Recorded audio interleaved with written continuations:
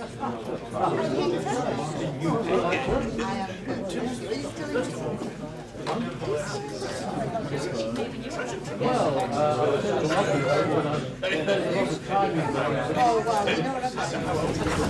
if everybody's ready, we'll get going. I have to start by reading this out. I am obliged to inform you that this meeting is being videoed. Members of the public are entitled to record the proceedings and are requested to give prior notice so that any additional measures that may assist can be put into place. Any member of the public who has any concerns should raise them now.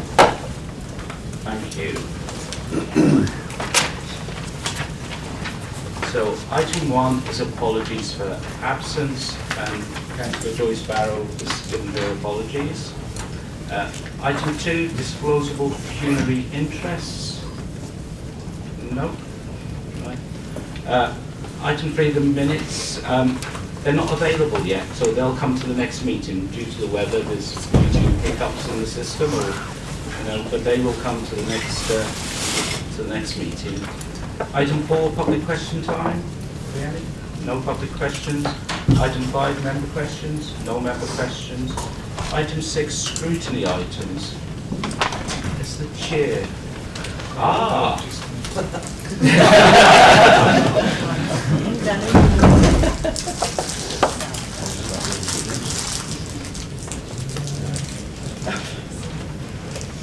Good morning. Sorry to rush you.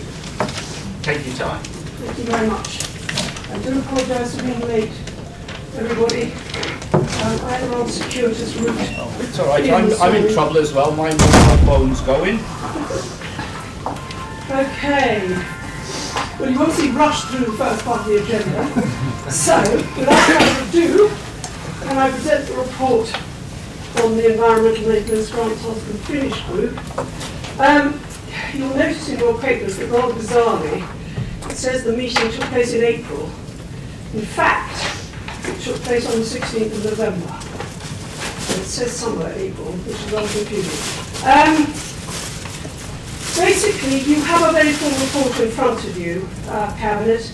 But I think, so I don't want to go into it in exhaustive detail.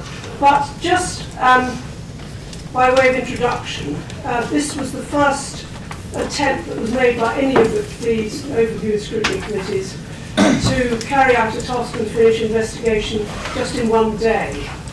And as such, I think it worked very well in that we managed to reach a conclusion in one sitting without having to go back for further ones. And I think this was largely due to the fact that we were tackling a single issue. If we'd been doing something more complex, I think it wouldn't have worked. And the other great asset that we had was the quality of the information presented to the group by the officers.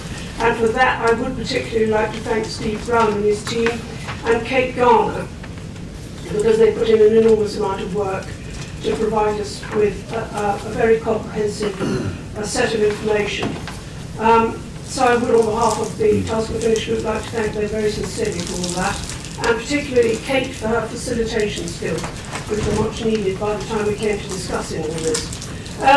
If I can just take you quickly through the report, you can see from the first page that the purpose of the group was to recommend whether the environmental maintenance programme should continue, be stopped altogether, or continue but be redesigned. And just to reprise a little, the grant's been in operation for the past 8 years. It was aimed mostly at rural parishes, but it had some uptake from town councils as well. It was possibly, it could be described as an internal grant, in that it's top sliced from the highways revenue budget, so it's not coming off, as it were, the external budgets. The allocated budget was £110,000 out of a total revenue and capital highways budget of some 26 million, but I would emphasise that that is revenue and capital for the highways budget.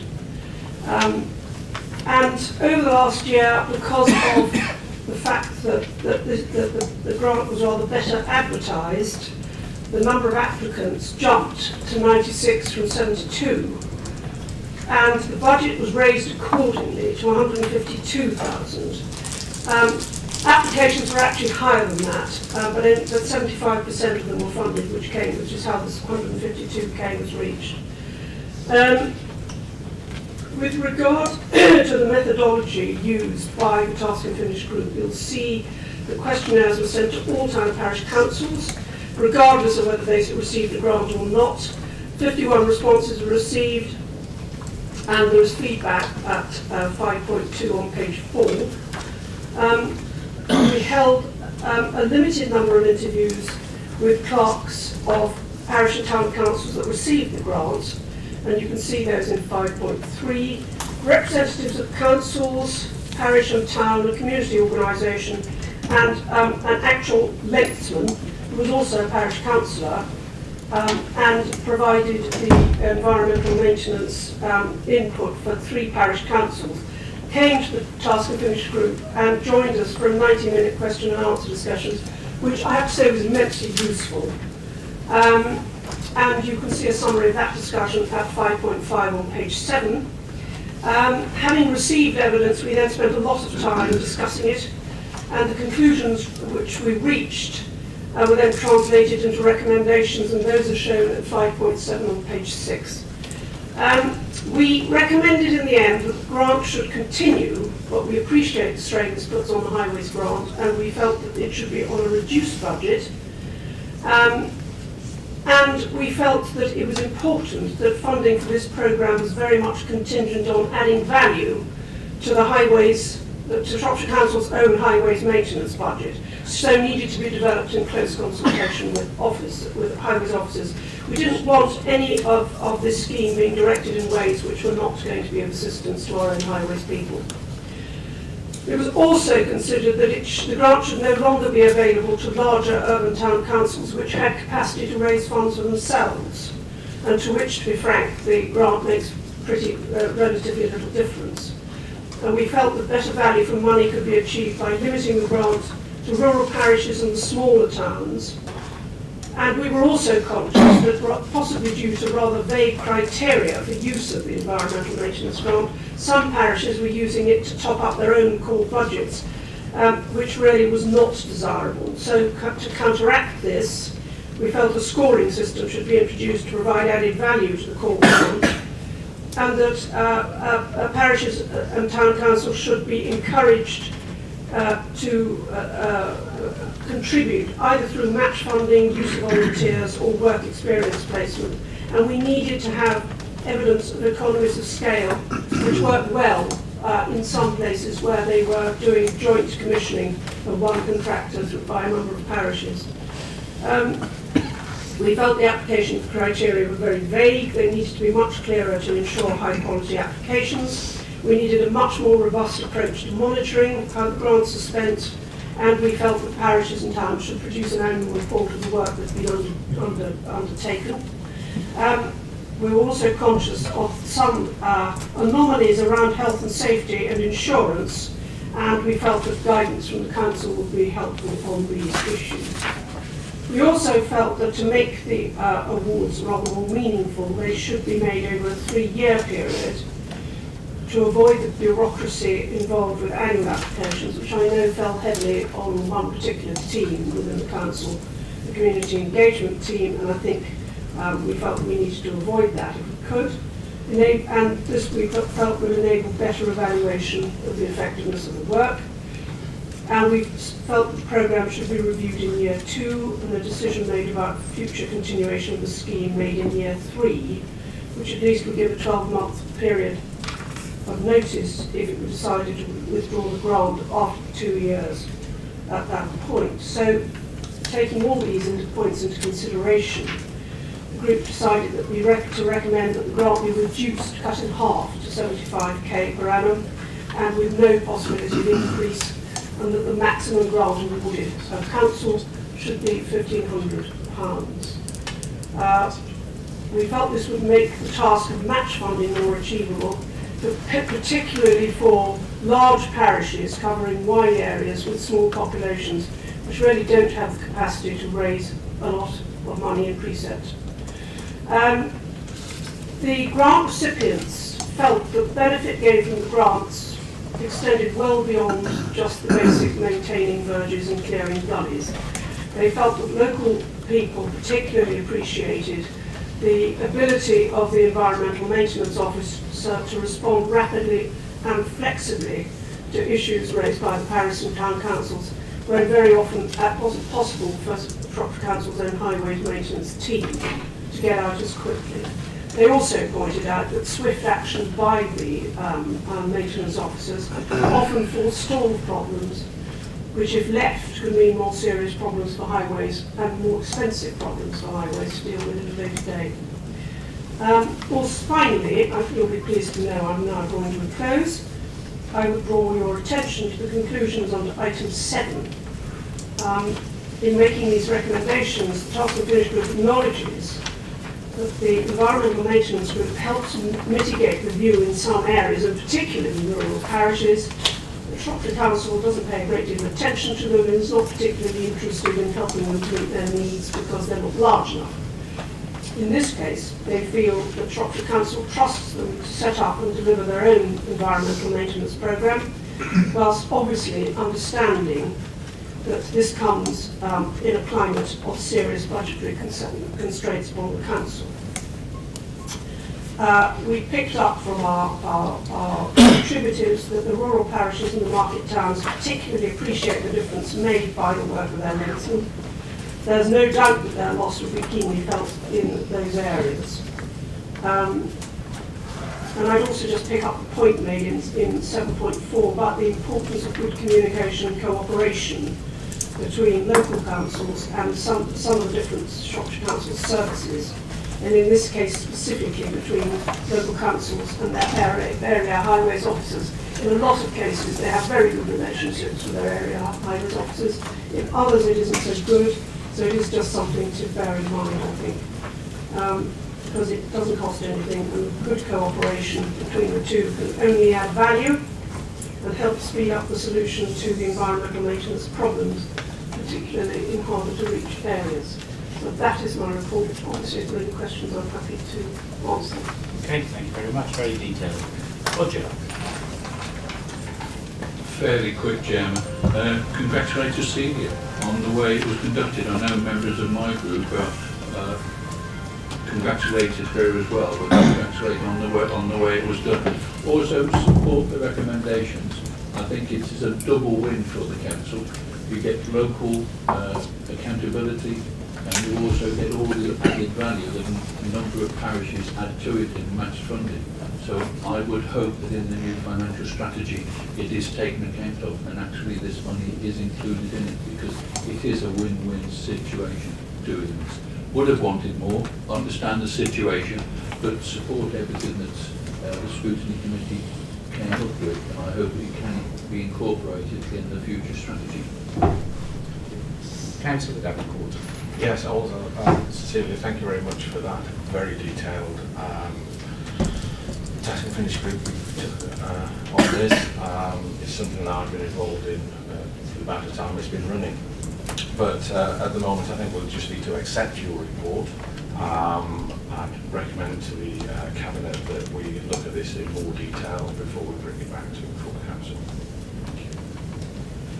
It is a very detailed recommendations, and I think we just need to digest how and we need to figure out how the finance works, because it's part of the ring-fenced highways budget, how it works within that.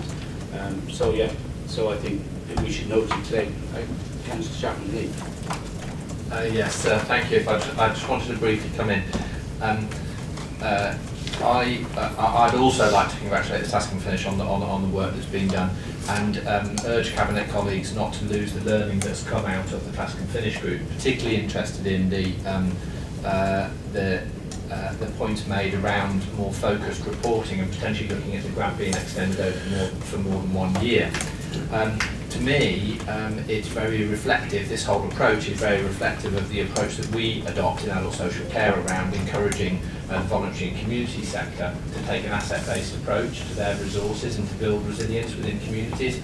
And so I do think that we need to be very careful that we look at opportunities to work in this way, because certainly having had some discussions around the maintenance contract, the existing corporate maintenance contract within my area, I'm not satisfied that in the absence of this type of approach, we wouldn't be seeing the council burden with additional expenses as part of ongoing liability to maintenance. So I think we need to be very careful.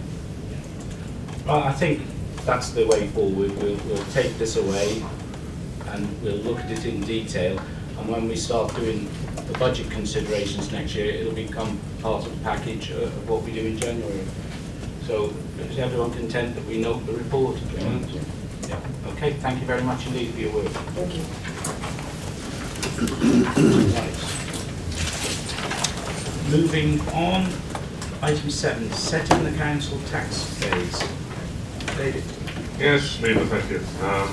This is the annual technical paper that sets out the basis upon which all the council tax bills for 2019 will be raised.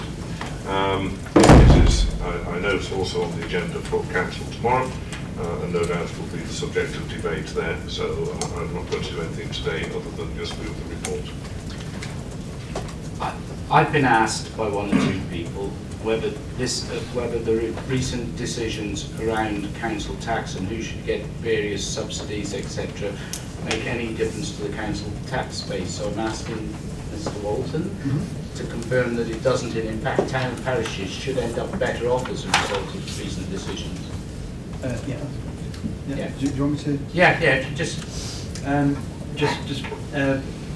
very briefly, the changes that they're detailed in the report around things like empty properties and council tax support, they impact on the council tax base, and because of the changes that are being made, they will, all things being equal, would increase the tax base across the local authority area, and therefore would increase the tax base in each of the individual town and parish areas as well. So all things being equal, it increases the tax base, which therefore increases the amount of income that each of those authorities can generate. Yeah, I think there's just been some misunderstanding, because it's quite a complicated area. So I just wanted to ask you in simple terms. So yeah, so it's all clear. Yeah. So you can say if the town and parish councils ask, this should result in them having an increase in income. Right. Okay.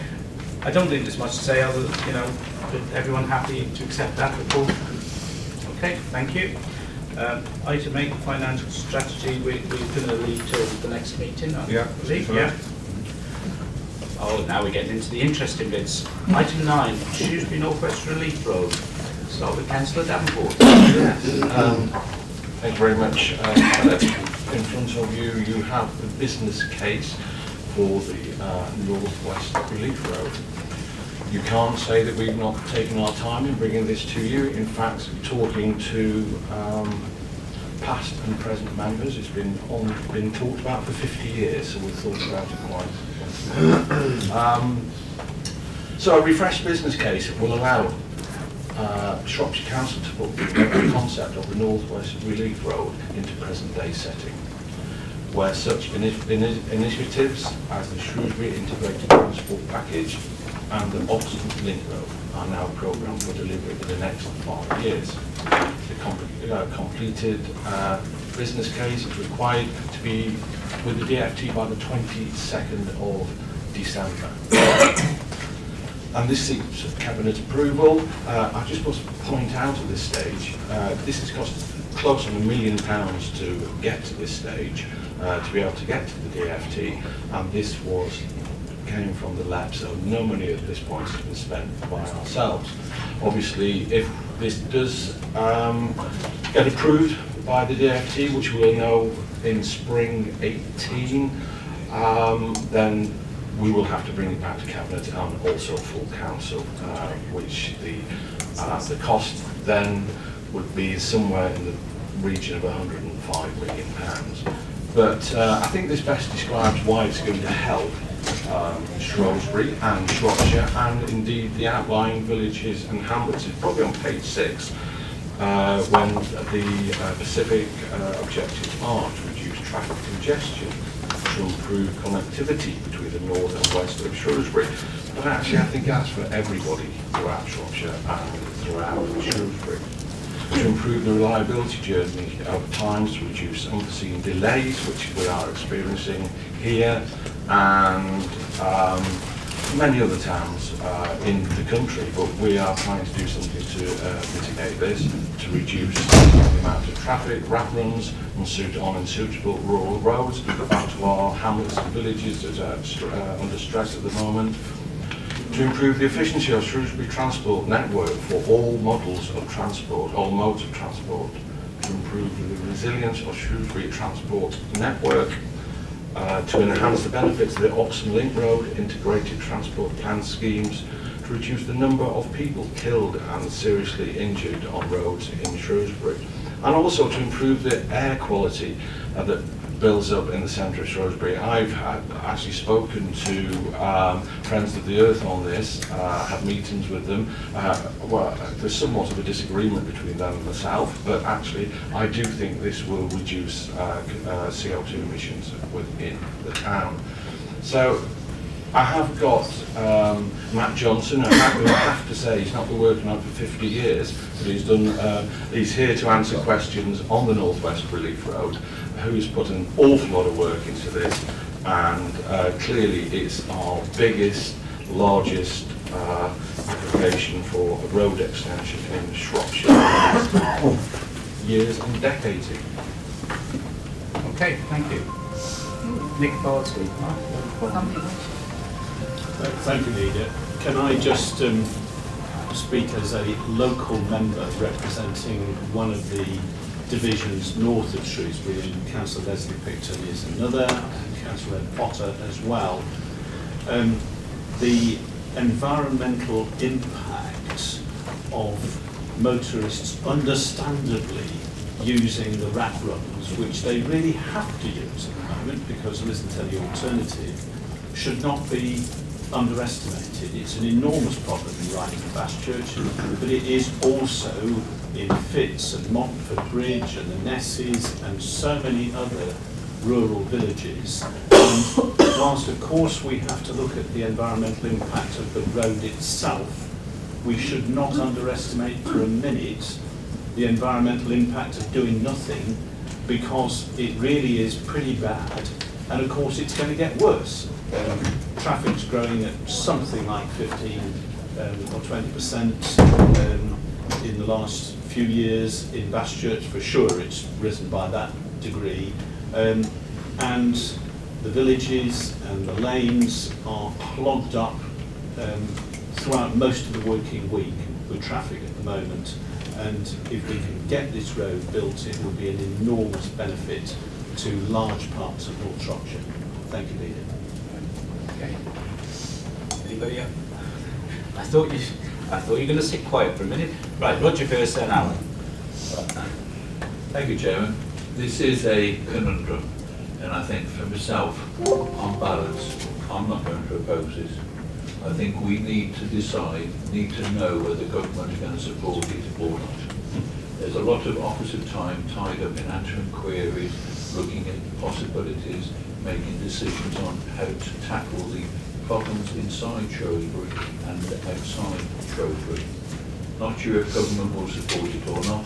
I know there's going to be a big consultation and debate in June if government do support it. And I also note in the report that the contribution that Shropshire may have to make is going to be capped at 25 million. So, as it is at present, I think let's find out if the government are going to say yes or no, and then have the debate and say, do we want it? Are we prepared for it? Are we prepared to put any finance in it? If we're not, okay, that's what it is. But we will then need to look seriously at Shrewsbury and how we're going to manage the traffic in Shrewsbury and the surrounding area for the next 10 years. So it is a conundrum. Do we go for a North West Relief Road and then look at Shrewsbury, or do we base everything in Shrewsbury and look at how we're going to manage the vehicles and the traffic? The A5 is difficult at times, and I wonder what Ludlow would look like if there's no bypass built for that, or even Oswestry or Hollis. And I can well remember the arguments that were made about the M54 and the A5 dualling from the end of that into Shrewsbury and round it. I used to travel on that road quite regularly, and I wonder what the old A5 would look like without this A5 there. So I think we do need to look at it seriously, but let's find out if government are going to fund it, are prepared to look at it. If they're not, it's off the radar for a long time, and we then need to look at how we're going to manage Shrewsbury and the surrounding area. I note the effect on the villages, but also an effect on the town. Smithfield Road is a problem. Can't really solve that without some serious money going into it. We need to know whether we need to look at Smithfield Road and this town centre, or whether there'll be some help or assistance there. But we need to look at the government and see if they want to support it. So yeah, I'm not opposing this business case. It's not going to cost Shropshire Council any money. In fact, it will save money, because the officers can then refer to the government and say yes or no, or the government are considering it. Absolutely, Roger. On recommendation C, recommendation A, B and C, you can see that we will now to spring 18. Yeah. And then we've got a different conversation to have. Alan? We've just had a major consultation on this. Just turn the and, microphone, please. Sorry? No, it's better. We've just had a major consultation on this, and the result of that consultation is limited to a 6-line paragraph on page 10. And it merely says that 67% are in favour of that the preferred route should be built, and 30% are against it. I'd like to see much more information about this. I mean, seldom do consultations come out so black and white, saying agree or not agree, and I'm sure there's lots of comments that were issued, and I'd like to know who and what organisations and how many individuals and what they said about this road.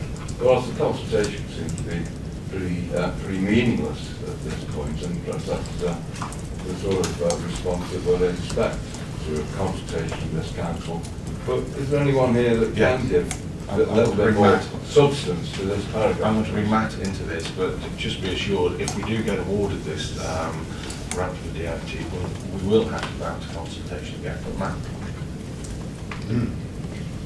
Yeah, thanks for that. The consultation that was undertaken prior to the preparation of this business case, it was twofold in its function. The first was to refresh in the minds of those that were consulted some 10 years ago now on the proposed alignment of the route, which is unchanged from that previous consultation. It was limited in its scope, and the consultation formed part of the DFT's insistence that we go through some kind of test of deliverability. Now, in very simple words, that's really where is the public opinion in terms of the road proposal at this moment in time. It wasn't a consultation in terms of should the road go ahead or should the road not go ahead to detail levels such as you would take as part of a planning application. It was really a test of the public mood and appetite for this sort of road. Now, the full consultation report will be part of the outline business case, which will be submitted, and is a very comprehensive document, and that will be available within the next week.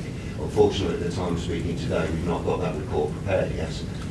Just to go back, we're working with a very tight time frame in terms of getting the submission in on the 22nd of December, and so necessarily there's a recommendation for delegation of consideration of the final report through to director and portfolio holder level. The full consultation report will be part of that, and that will be published internally and also within the public domain.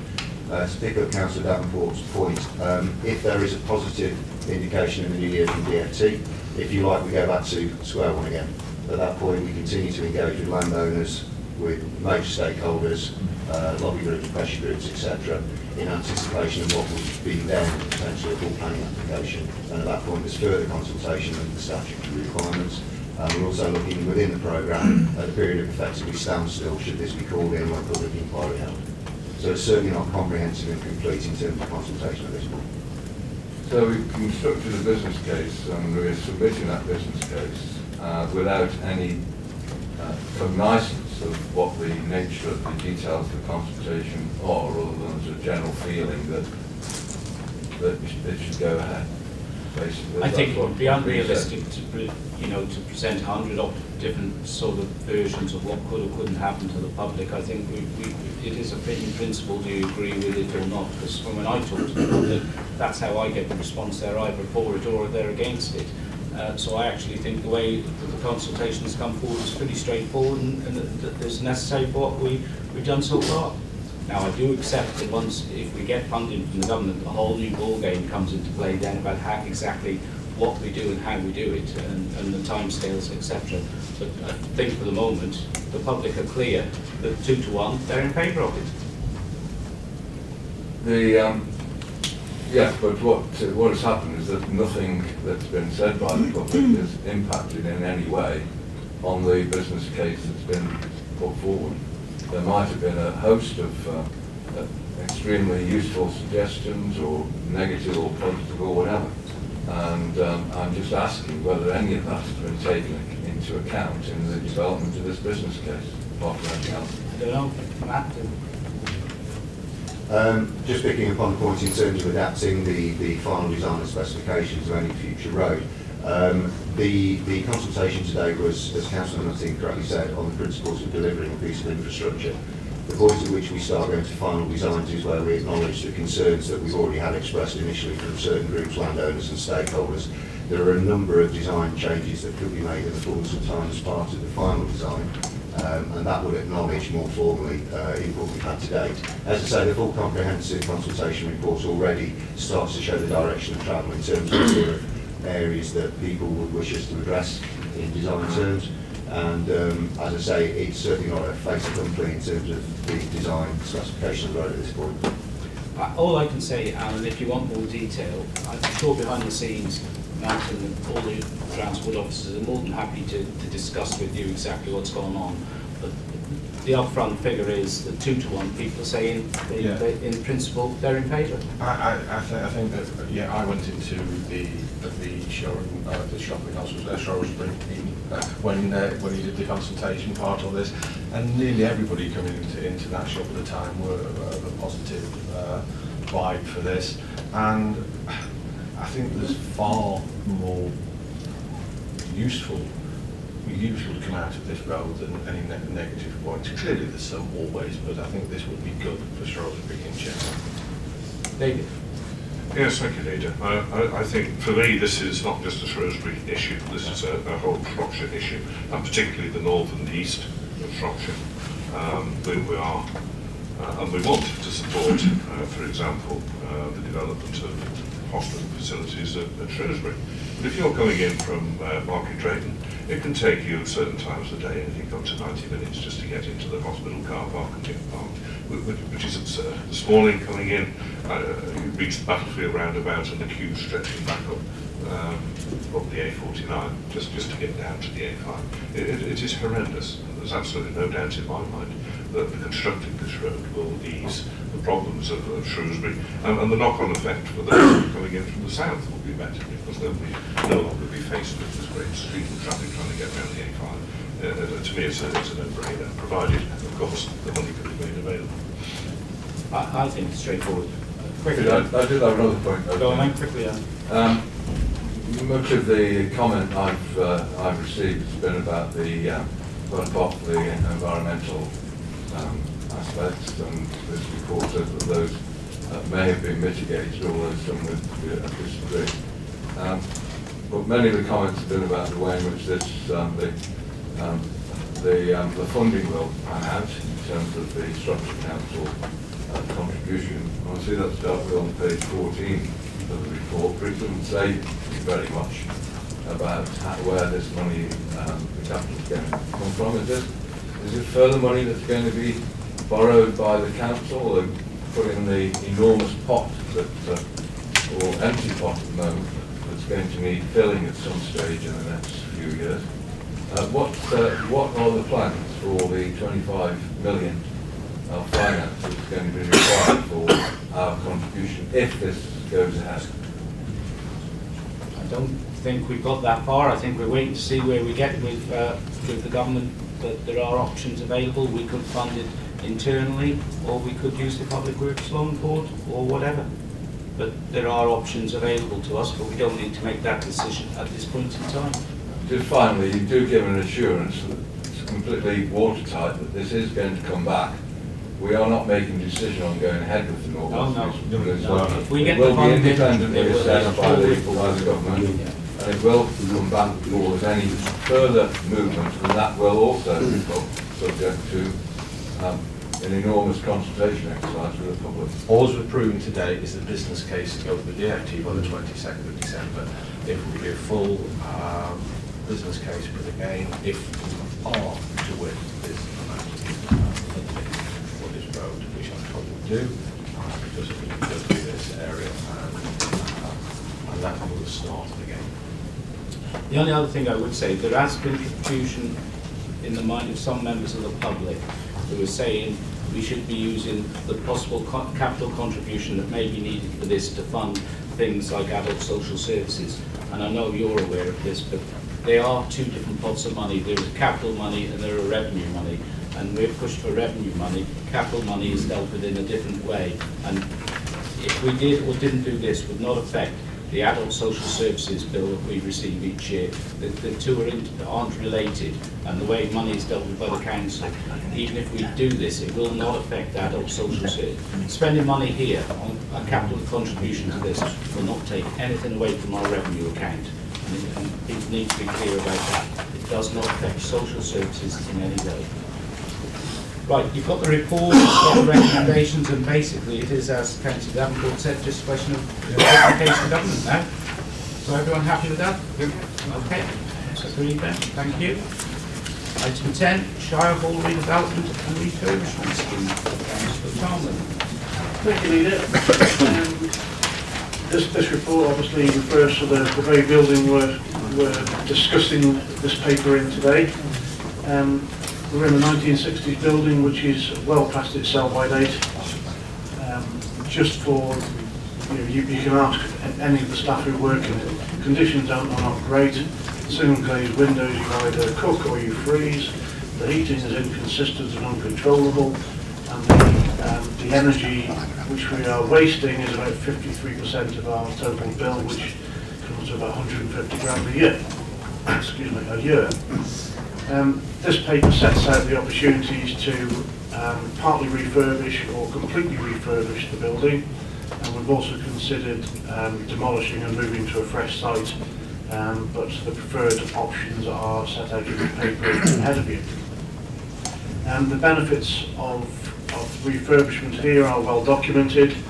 It's not a simple case of finding a site and rebuilding, because car parking and the size of the site is not easy to find within Shropshire, and certainly within the central Shrewsbury area. So Shire Hall does offer the best long-term solution for the council to work in. By refurbishing, we estimate that approximately half of the building will be freed up for commercial let, whether that be to public sector colleagues or the private sector, whoever they may be going forward. The paper is set out in some detail, and it gives you the risks, etc., which come with the paper. But I think at this point I'll just move the recommendations A, B, and C, which gives us the opportunity to do further due diligence and come back to both Cabinet and Council with a detailed costing and business plan for this piece of work to go forward, and that will hopefully come forward in the spring. And if all goes to plan, we should be looking to start this as soon as possible next year. So I move the paper. Just so everybody's aware, there is a media briefing note available which we can circulate by email if you need. There are paper copies around as well. Right. Okay, right, Roger. Thank you, Chairman. You may be surprised, but I support this. I've long advocated invest to save. We've got the capital in the bank earning less than 1%. I think this is ideal way to actually get a far better return and a revenue saving in the future. We should invest in this building. It is 1960s, as it says in the report. We need to pick it up. I note that we will also improve our finances and improve the revenue by bringing staff back into this building from other outside buildings. So there is a double gain, both in efficiency, green energy, we can incorporate that, we use less energy in the future. It is, as I said previously, for a win, but this is a win-win-win. Local employment, all that involved, and I would hope that we do use local employers and local employment as much as possible when we do this. So yeah, let's go ahead, bring the consultant's report back, and let's see where we go. My understanding is that with the value that the contract would be, you would have to go to council anyway in the finish. But let's see what the cost is, what they say about this building. If we are going to live in this building for the next 20 years, let's make it feasible, fit and workable. I'm hoping a lot longer than 20 years, but you never know. Alan. Some of us may not be here in 20 years, also, but I'm pleased that this council seems, in this respect and in one or two others, to be adopting the National Labour Party's policy of overcoming the damage that austerity is bringing to this country by investing in infrastructure and investing in ensuring decent service delivery in all respects. And for that, I applaud this particular thing that fits in very neatly. And I presume that you're going to borrow money in order to finance this in due course, as with other capital schemes that you've got in line. But I would like just to clarify with Steve Chalmley what has changed over the last 4 or 5 years, because we did have consultants then in looking at the building, and they were saying knock it down, sell it off for development land, lease or buy lots of business units around the town and the periphery. Now that other consultants are now saying something entirely different. So, was the difference in the way in which the consultants were briefed, or has there been some Can I change stop you in the there, economy? because Chief Executive would like to say something.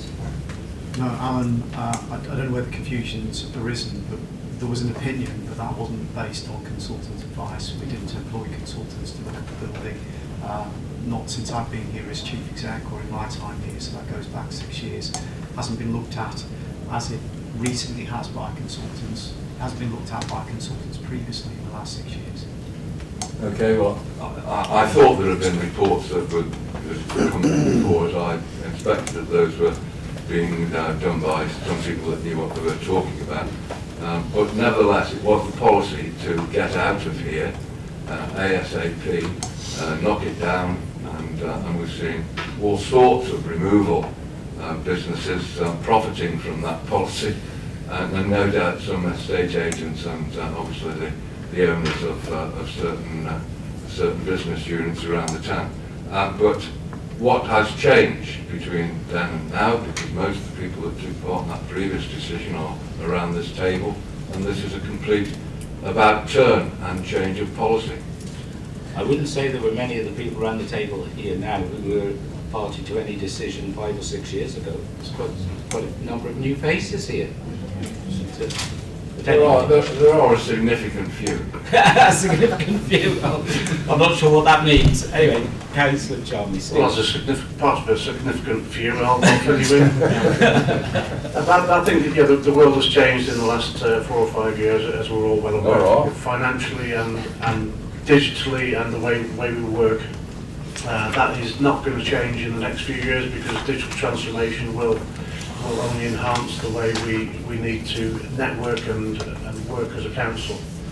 I think previous leaderships have had the opinion that Shire wasn't the basis where we wanted to be, but I think the new administration has demonstrated that Shire is the only logical base going forward, and we need to improve it and make it firstly a safe, but also a good, solid environment for our staff to work in, with all the benefits that will bring. And this is a recommendation coming forward, and I hope that everyone will get behind it. Seems pretty straightforward. Anybody wish to comment, or everyone agree? Right, it's agreed then? Right, okay, we move on. Unfortunately, the next item is to exclude the press and the public. Can I just make a comment before everybody? Okay, yeah. I'd just like to thank, everybody join me in thanking our highways team who have kept our roads open to quite a high standard over this bad weather. Really they have worked hard. I've been out with them in the snow plough and salting. I've seen what they've had to cope with. We've used over 4,000 tonnes in the last 4 days. Some drivers have only had 2 hours off in 24, so please really join me in thanking I our think team. we all echo that. It's been a very difficult couple of days, and we've worked really hard, and I think we've been reasonably successful in keeping the business. Right, thank you. They've already gone.